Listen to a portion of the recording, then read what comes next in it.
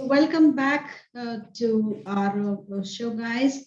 After Vijayalakshmi spoke and that we had little net connection, a lot of people have been asking about role as a principal and how to become a person of that kind.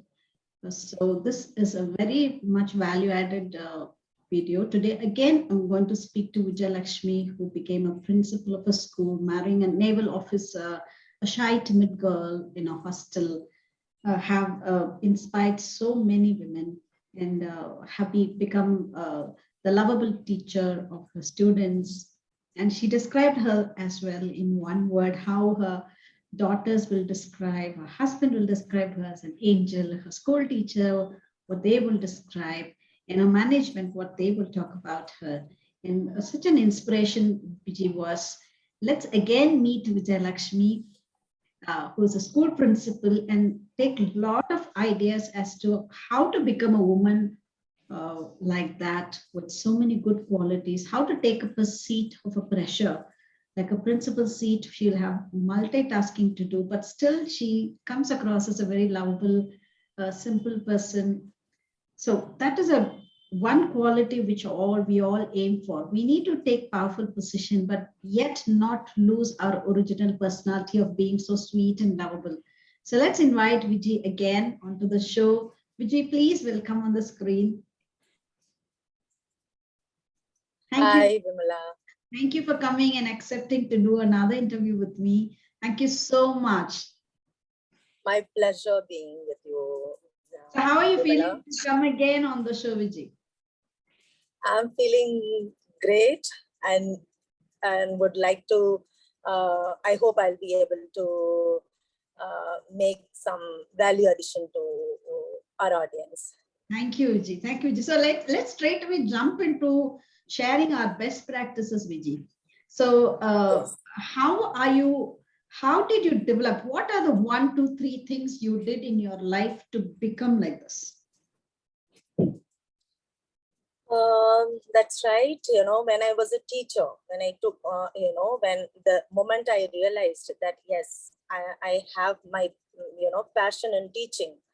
So I started observing. In fact, I understand right now, when you teach students, not only the knowledge, you should have this open-mindedness. So for example, I may quote one example. When I was teaching class 11, after a period, generally, the last 5 minutes, you recap and ask the children whether do we have any doubt. So one of my student told me, ma'am, it was a Greek to me. I just smiled at her. I told her, beta, please meet me after the period. This child came to me after my maths period, and I sat with her and I had a conversation with her. Then I understood class 10th to 11th is a big jump. She is coming from Singapore and different curriculum. When I was teaching relations and functions, totally a different topic, and she has joined little late. So she couldn't follow me. So my first request to all the teachers that, we must allow children to speak their mind. Allow them to ask questions. The first point is, if your children are hesitant to ask questions, then you have lost 50% of your teaching learning process. So I request all the teachers, please allow children to ask questions. Okay, that is number one. Number two, some children, they will not be able to ask in front of the children, in front of the whole class. Then after the period, they run and come to you. Ma'am, I have not understood this part, or I have not understood completely. Could you help me personally? At least 1 or 2 children during your period must ask questions. 1 or 2 children after the classroom, they should follow you and ask for a help. When you reach home after dinner, you don't even realize your phone rings and some child calls you up, ma'am, while solving, I got stuck here. Could you help me? Now, how many of the teachers will accommodate all these? I'm sorry. How many of the teachers? That's what I'm saying.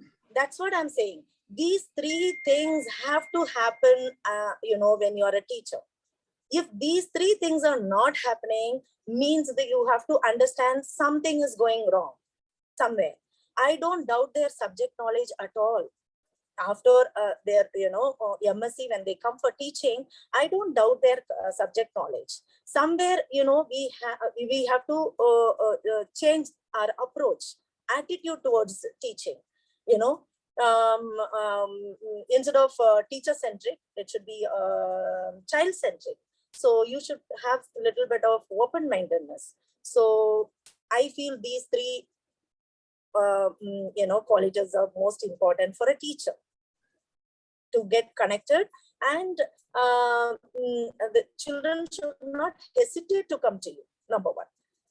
Then as an administrator, when you say, my doors are always open for my parents, teachers, and especially for my children. I don't have, as soon as I take over as a principal in any school, I worked in as an administrator in Mumbai, Vizag, and Delhi, and Port Blair.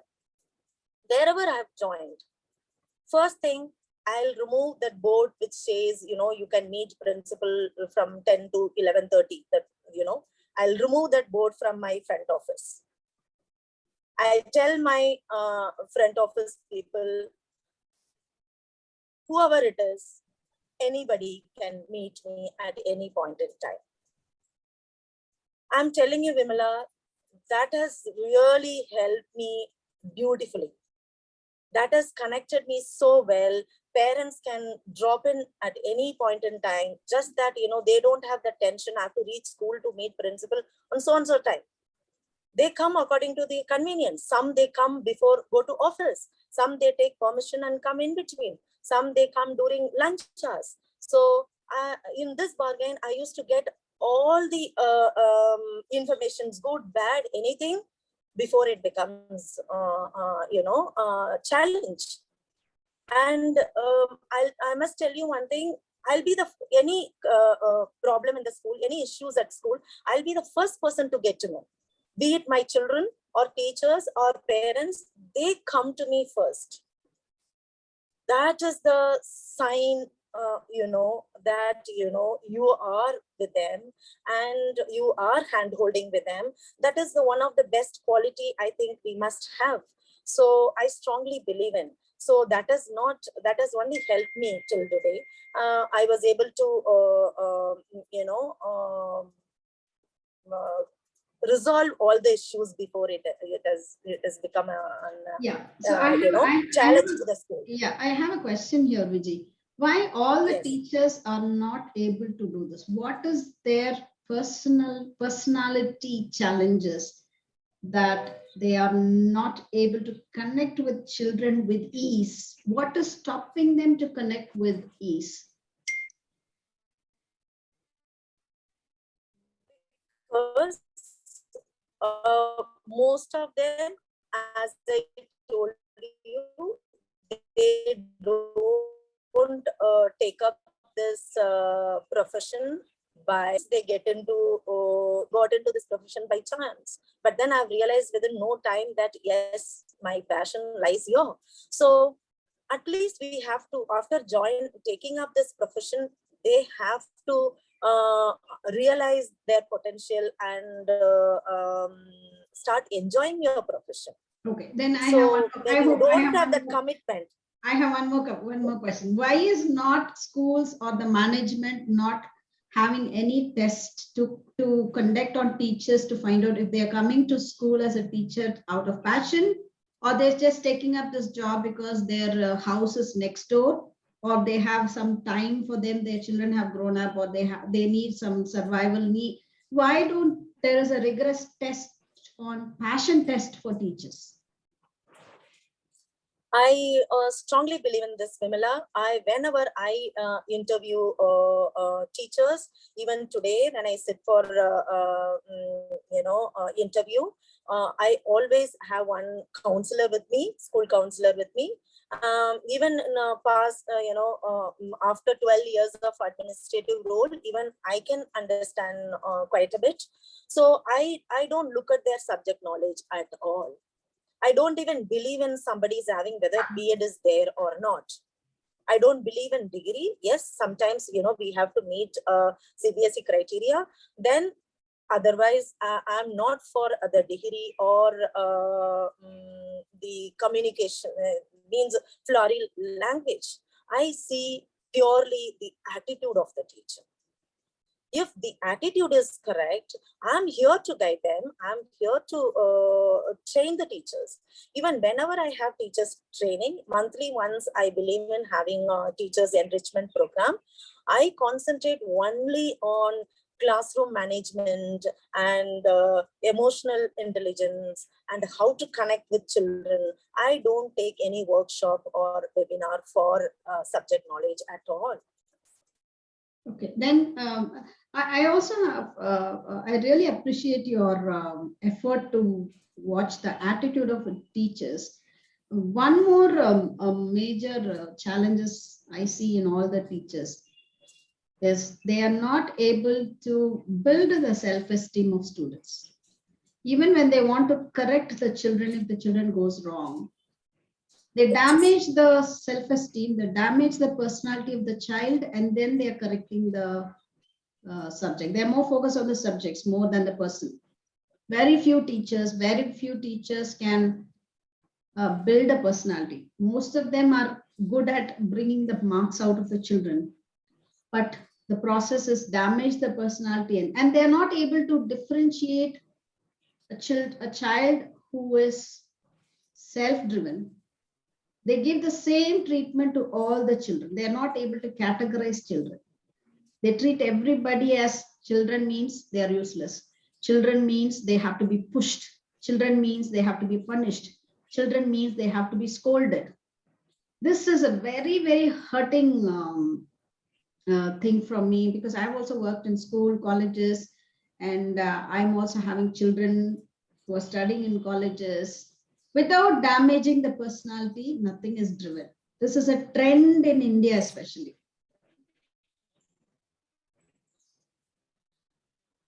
Vimala, I must tell you one thing here. Good that you asked me. My first rule, first criteria to my teachers is they're not supposed to punish children. I don't believe in punishment, giving punishment. As a teacher, I never punished my students. I never sent the students outside the classroom. So in the first meeting, first staff meeting, always I request my teachers, please don't send the children outside the classroom and don't punish them. Try to handle as much as you can. The moment you feel you're not able to handle the child, please send the child to me. You concentrate on your, teaching. I'll take care of the child. I do it even till date. And I feel when the teachers are not doing, not managing the classroom well, not able to understand the children's need, means I feel somewhere it's to do with teachers' confidence level. This is what my understanding. So I identify those kind of teachers. In fact, for everyone, I identify their strengths. Then I give some responsibilities according to their strengths, so that they are able to achieve whatever the goal school is setting. Whenever they achieve, I celebrate their achievement, be it student, teacher, or parent. I always involve parents as well. Always we celebrate their achievements. So automatically they become responsible. So I have experienced, training teachers responsible and children responsible. I'm telling you, children surprise you. In fact, I need to work hard with the teachers. For children, beautifully they perform, and their transformation is done within no time. Can I interrupt here? Can I interrupt here? Children are more children are more tech savvy than the teachers. Yeah, true. They have access to the knowledge. They have access to the technology. They understand technology more than our generation. My daughter can do better work with technology than I. And if I have any challenge with technology, I call my daughter. So, and the information is also available in internet. The teacher has, the children are challenging the teachers nowadays. They are saying it is so boring to sit in a class. They just give me the assignment. I can watch the YouTube videos. I can see the internet and take all the information there. How are we going to change this scenario? How are we going to handle this information technology? How are we going to make the teachers sound more knowledgeable, be more interesting, and get the acceptance of our current generation? First of all, we have to understand, teachers have to understand our role has changed from teachers to facilitator. You are a facilitator now. So don't get into teacher-centric teaching at all. So as you mentioned correctly, content is available in one click for our children. So we have to facilitate them, mentoring them. So what I, generally tell my teachers, sit with them, brainstorm, the students before starting. When you complete the syllabus, then please, I'll ask the students to, peer learning, introduce peer learning. Peer learning is the one of the best tool I've come across. Be it teachers, I encourage teachers, department-wise, you go and sit in your colleagues' class, encourage everyone to sit and observe your class, and I don't want to know the feedback. You, both of you share your plus and minus, whatever the way you want, in the same way, I ask children when the teachers complete the syllabus, I always, especially I tell my 12th class children to help their classmates. Somebody is good at physics, somebody is good at chemistry, somebody is good at mathematics. The child comes, takes up the responsibility and do the revision. So that works out so beautifully, Vimala. I must tell you, that is the reason I was able to get 100% results, so many centums every year. That credit goes to only my children and teachers. Okay, and what are the certain activities you take to build the teacher's personality? Teacher's personality. Number one, when I take over in a new school, I try to meet everyone one by one personally. Every day I keep a target of meeting 3 to 4 teachers. I look at their timetable. Whenever they are free, I call them, I speak to them personally so that I get to know their strengths, and I'm not interested in their weaknesses, whatever they feel it's a weakness. I concentrate only on their strengths. I used to tell my teachers, see, there are 60 teachers in my school. Say, even if you offer each one of us offer one strength, then we have 60 strengths in our kitty. So why should anybody work hard? Just give your best during your working hours. We will be able to achieve our school goal without any trouble. So when you are ready to offer 2, then you make wonders. When you are ready to offer 3, then magic happens. So you have to again connect with them and identify their strengths and give responsibility accordingly, and make them achieve. Then when you give according to their potential, they then tend to achieve, then celebrate, then they gain confidence. The moment they gain confidence, the moment they feel that you are with them, then you form a great team. Okay, thank you so much. Then even today, I can walk into my teacher's class anytime. I can sit in their class whenever I go. Even now, whenever I find time, I go and teach class 12th. I love teaching mathematics. So I tell my teachers, please, you are welcome. I put it in a group, I'm going to so-and-so class. Sometimes I go to class 7th. Just I'll teach HCM, LCF. So I tell them, please come, and whoever is free, you can come and attend. So you have to be a role model. Whatever you're preaching, you do it. And your children and teachers, you need not ask for it. They'll give you more than what you are expecting. Yeah. So Vijay, I have a very challenging question for you. Why schools are not getting why schools are not getting the children ready for life skills? Yes. Very, very good question. See, my motto is always the life skills. You ask my students and parents and teachers. Monthly once I have a target for parents, one workshop, teachers, one workshop, and for students, I do class-wise workshops. And whenever they are free, I go and meet children. Every time I touch upon only life skills. See, now, you can't tell them tomorrow I'm going to take, workshop on communication skills or interpersonal skills. The moment you announce, you send a note or circular, you have lost the charm. Don't tell them anything. You plan your diary and you execute it. All of a sudden, when 10th class is free, just I'll call them to the auditorium. I just start talking to them. Whatever I want to discuss, I'll take that topic from them. I make sure that they ask for it. Then you have a brainstorm that works out so beautifully. And children are so open-minded. And if you feel you are with them, you can make wonders. Now, my annual day is most of our school event is organized by my students council. When I form a students council, the leadership training, we are talking about so many webinars and, courses.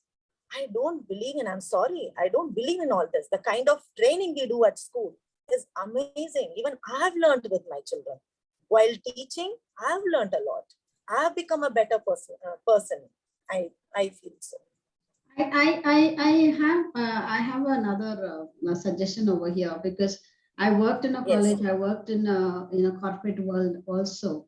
When they come for a placement interview, when they come for work, there's a lot of disconnect in their understanding of the expectations the corporate world will have. So I always think that, why don't these teachers go to the corporate industry where these students are going to go out? Or why don't these teachers get their exposure of what is the business world outside? Why the schools are not training the teachers real-time requirement? So when the student is coming from a college or a school to college and toward corporate world, they don't have that persona in them of that that here my value has to be added to the company. The fear element in the school, they demonstrate the same fear element in the corporate world, which is being misunderstood. In the school, they think that fear is respect. That's what we teach them. As soon as a teacher comes, they have to take their hands. This is what they do. They take the hands and put at their back and say, "Good morning, ma'am." So the same thing happens in the company. In the company, they don't see a student teacher. We want ideas. We want that person to be confident in that subject matter, even though he is not confident in the subject matter. We want the person to be willing to be learning and show that adult confidence, but they don't have. And I strongly always think that the damage has been already done in the school by the teachers. Why the fear is being respect is being given the color of fear? When I say life skill, this guy is going to go into a corporate world or a business world. The teacher don't have any clue about a corporate world or a business world. I'm not talking about a simple communication skill or interpersonal skills. What is expected out of me when I go out of college? That element is instilled in school itself. So where is the gap, and what orientation has to be given?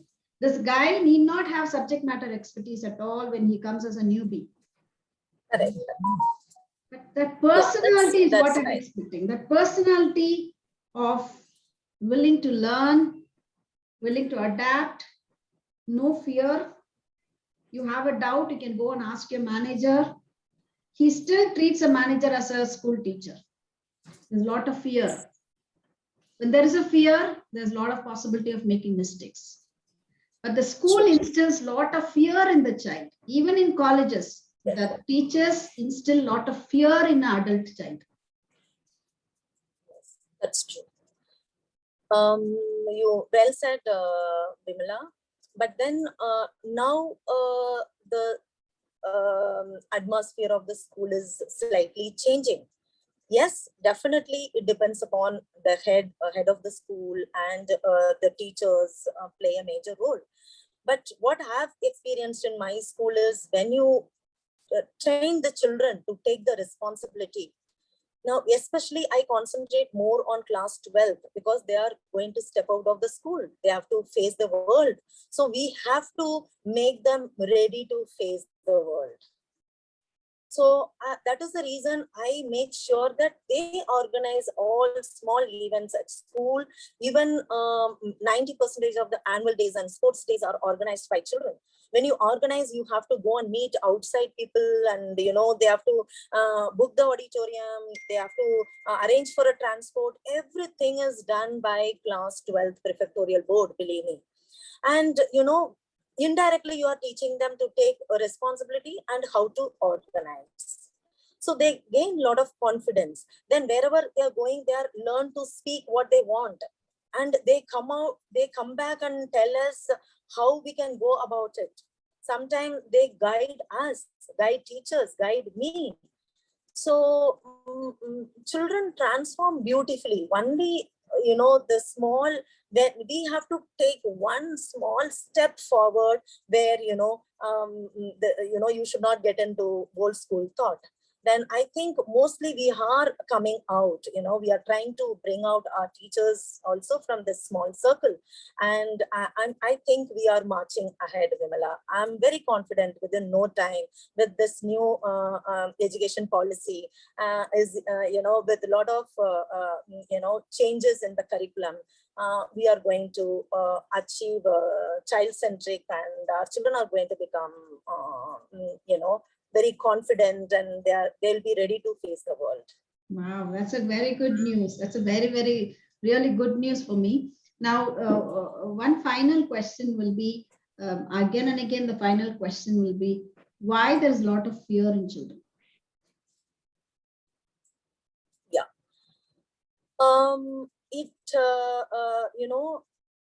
Again, some belief has been put into child's mind. Somewhere, most of the children, even I can say 100% of the children feel that if you perform well, you are a good child. If you do well, then everybody will like you. You will be loved at home, at school, only if you perform academically there. So that we have to slowly, we have to bring the child out. I think the school is trying, and new education policy also coming out with a lot of changes. I'm sure the classroom atmosphere is going to change. The teacher-centric is going to convert into child-centric. It's going to be hands-on learning, and a lot of vocational courses are going to be introduced. The moment the learning is going to be skill-based, I'm sure the children get out of this fear. And everybody is God has given some strength to everybody. Every child is good at something. So always I tell my teachers, your target is before this year, within a year, you have to identify the child's strength and make sure that the child performs in that particular field, and every child gets one certificate at the end of the year. So every year when you make an effort, I'm sure within no time, you need not push them, it happens automatically. Vimala. Beautiful, beautiful. Well said. What is your advice for parents to remove the fear from the child or to make them feel that only academically if you perform, you are a good child? My humble request to the parents to just be with your children. Be natural. Don't follow anybody. Don't compare your child with anybody. Let them grow on their own. This I've understood from my own children. My children used to tell me, Mama, being a teacher, you never told us, you never put us in some conditions. That has given us a lot of freedom to do what we want. So my humble request to the parents, because I'm not saying as a principal, I'm saying as a mother with a lot of experience, please don't compare your child with anybody and let them grow as a child. And let them be free at home. They should be able to speak their mind to you. The moment the children are hiding something from the parents, then there is a gap. You are the first person to identify and rectify it. Nobody else can do that. So please be friendly with your children and handhold your child and help your child to achieve their dream. And also, please don't fight in front of the children. Yeah, true. Don't argue and fight with your children. Yeah, life is all about, where a husband and wife means, there has to be some differences, all the fingers are not same. Two different individuals are living together. Definitely we'll have some differences. Yeah, we must sort out, or we must have some kind of understanding. We should not fight in front of the children or argue in front of the children. So the home atmosphere also is most important. Yes. So if the child is not listening to the mother or the father, instead of yelling and shouting and taking the stick, what is the latest trend of handling this modern world child? What is the tip for the parents to handle a child which is not obedient uh, according to the Vijay, is there an internet connection for you?